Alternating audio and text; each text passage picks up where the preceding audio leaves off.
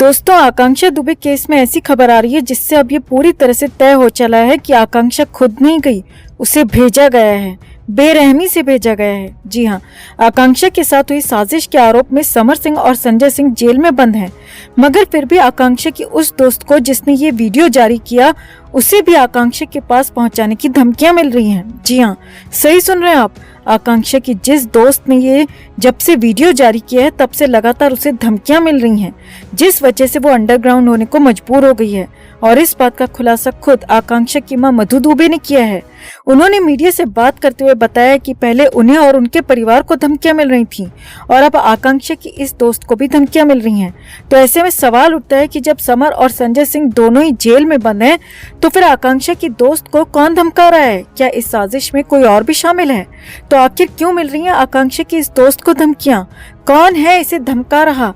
और क्या आकांक्षा की इस दोस्त और परिवार को मिलेगी सुरक्षा? आपको बताते हैं सब।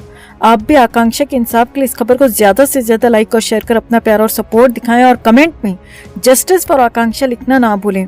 आकांक्षा के इंसाफ की मुहिम में हमारा साथ देने के लिए चैनल के साथ जुड़े, चैनल को सब्सक्राइब करें। तो जब से आकांक्षा का नया वीडियो सामने आया है, चारों तरफ अफरा तफरी का माहौल है। आकांक्षा के फैंस में गुस्सा है, आक्रोश है। वहीं जेल में समर सिंह की हालत भी खराब बताई जा रही है, क्योंकि उसे जेल में ये खबर मिल चुकी है कि बाहर उसके खिलाफ इस वीडियो के रूप में सबसे बड़ा सबूत सामने आ चुका है।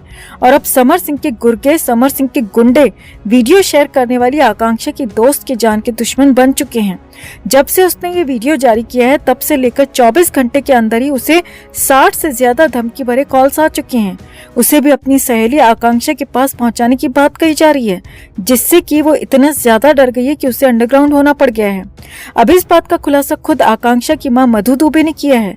उनका कहना है कि पहले तो सिर्फ मुझे और मेरे परिवार को धमकियां मिल रही थी, मगर अब उस बच्ची को भी धमकाया जा रहा है जो हमारी मदद करने के लिए आगे आई है, जिसने हिम्मत जुटाते हुए अपनी सहेली यानी मेरी बेटी आकांक्षा दुबे का वो वीडियो इंस्टाग्राम से रिकॉर्ड किया था।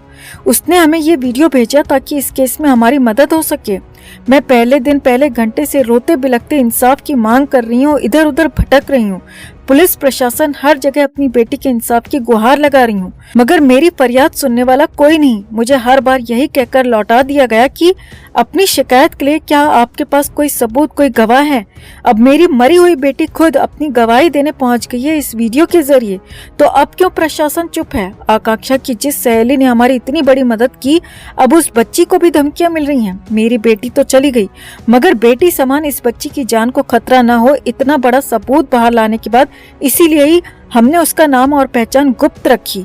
मगर फिर भी न जाने कैसे समर सिंह और संजय सिंह के गुंडे उस तक पहुंच गए हैं और उसे भी आकांक्षा के पास पहुंचाने की धमकियां दे रहे हैं। ऐसे में मधु दुबे ने पुलिस और प्रशासन से साफ साफ कह दिया कि अगर इस बच्ची के साथ कुछ भी गलत होता है तो इसकी जिम्मेदारी आपकी होगी। अब सवाल उठता है कि जब समर सिंह और संजय सिंह दोनों इस वक्त जेल में बंद हैं, तो आकांक्षा की दोस्त को किसकी तरफ से धमकियां मिल रही हैं? क्या कोई तीसरा भी इस पूरी साजिश में शामिल है जो आजाद घूम रहा है? क्या वो तीसरा शख्स संदीप सिंह है या अनुराधा सिंह?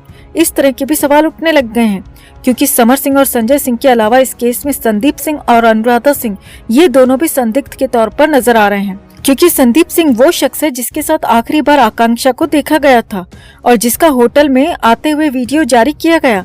जाने का वीडियो अब तक सामने नहीं आया। और अनुराधा सिंह ने भी आकांक्षा की विदाई में जो जल्दबाजी दिखाई, उसके फोन से जो डेटा डिलीट किया, तो अनुराधा सिंह पर भी शक की सुई घूम रही है। ऐसे में सवाल उठ रहे हैं कि कहीं संदीप सिंह या अनुराधा सिंह के जरिए ही तो आकांक्षा की इस दोस्त को धमकियां नहीं मिल रही। ऐसे में पुलिस को इस बात की जांच करनी चाहिए कि आखिर कौन आकांक्षा की दोस्त को धमका रहा है, और संदीप सिंह और अनुराधा सिंह की भी जल्द से जल्द अरेस्टिंग कर सख्ती से पूछताछ करनी चाहिए। तो आपको क्या लगता है, आखिर कौन हो सकता है जो आकांक्षा के परिवार की मदद करने वाली इस लड़की के पीछे पड़ गया है? कौन नहीं चाहता कि आकांक्षा का सच बाहर आए? क्या वो कोई समर सिंह के गुंडे हैं या अनुराधा या संदीप सिंह? आपको क्या लगता है दोस्तों? कमेंट में इसे लेकर आप भी अपनी बात, अपनी राय जरूर रखें और वीडियो को ज्यादा से ज्यादा लाइक और शेयर कर अपना प्यार और सपोर्ट भी जरूर दिखाएं। तो जैसा कि आप सब जानते हैं कि आकांक्षा केस का आरोपी समर सिंह इस वक्त 5 दिन की रिमांड के बाद न्यायिक हिरासत में भेजा जा चुका है और उस पर इस केस में धारा 306 लगाई गई है। अब धारा 306 का मतलब होता है किसी को आत्महत्या के लिए उकसाना। लेकिन आप कोई भी बड़ा वीआईपी केस उठाकर देख लीजिए जहां धारा 306 लगाई गई हो, हर उस केस में आरोपी ज्यादा से ज्यादा 2-4 महीने जेल में काटकर वापस आकर आराम से अपनी जिंदगी जी रहा है।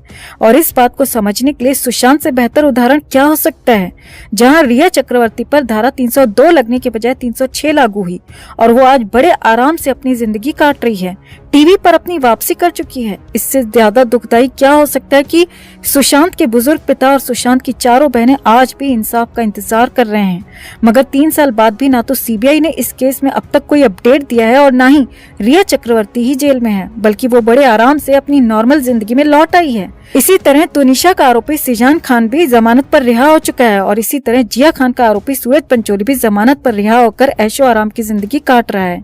ये सभी पापी हंसता खेलता परिवार उजाड़कर मजे से जी रहे हैं, जबकि साफ तौर पर इनकी वजह से किसी की जान चली गई, किसी का बेटा किसी की बेटी चली गई, मगर इन्हें कुछ नहीं हुआ। ये सभी अपनी जिंदगी में मौज काट रहे हैं, तड़प रहे हैं तो इन सभी के परिवार जिन्हें कभी न्याय नहीं मिला।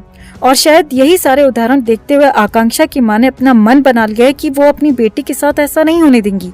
वो उसके कातिल, उसके आरोपी को आजाद नहीं होने देंगी, अपनी बेटी को न्याय दिलाकर रहेंगी।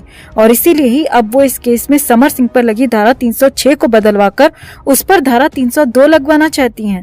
उन्होंने ठान लिया है कि वो हर हाल में समर सिंह पर धारा 302 लगवाकर ही रहेंगी, फिर चाहे इसके लिए उन्हें कितनी ही मेहनत क्यों न करनी पड़े। वो जमीन आसमान एक कर देंगी, मगर अपनी बेटी के कातिल पर ये धारा लगाकर ही दम लेंगी। और जब एक माँ अपनी पे उतर आती है, कुछ ठान लेती है, तो कोई भी ताकत उसे रोक नहीं सकती। आकांक्षा की माँ भी पूरी मजबूती के साथ अपनी बेटी के इंसाफ के लिए खड़ी हैं और हर हाल में समर सिंह पर लगी धारा 306 बदलवाकर धारा 300 लगवाना चाहती हैं। और इस काम में मधु दुबे के वकील ने भी उन्हें पूरा आश्वासन दिया है कि वो समर सिंह पर धारा बदलवाने की पूरी कोशिश करेंगे, उस पर धारा 302 लगवाएंगे। और ये बात वो पहले भी मीडिया के सामने कह चुके हैं, बता चुके हैं। जब आकांक्षा की मां उस हादसे के बाद एफआईआर लिखवाने गई थी तो तब वो अपनी बेटी के जाने के गहरे सदमे में थी।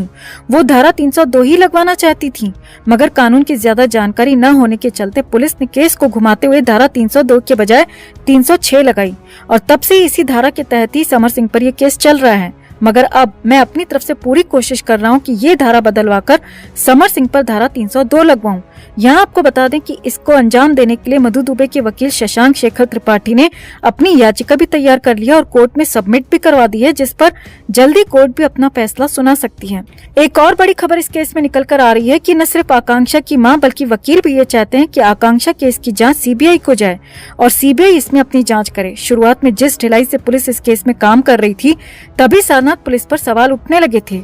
मधु दुबे की मां ने तो यहाँ तक कह दिया था कि समर सिंह ने 2 करोड़ में सारनाथ पुलिस को खरीद लिया है और अब मुझे सारनाथ पुलिस पर बिल्कुल भी भरोसा नहीं। और इसी बात को लेकर उन्होंने जब यूपी के सीएम योगी आदित्यनाथ से गुहार लगाई थी, तो उसके बाद से ही हमने पुलिस को इस केस में अचानक से एक्टिव होते देखा और तब जाकर लगा कि नहीं, अब पुलिस सही दिशा में जांच कर रही है, तय तक पहुंचने की कोशिश कर रही है, कार्रवाई कर रही है, एक्शन कर रही है।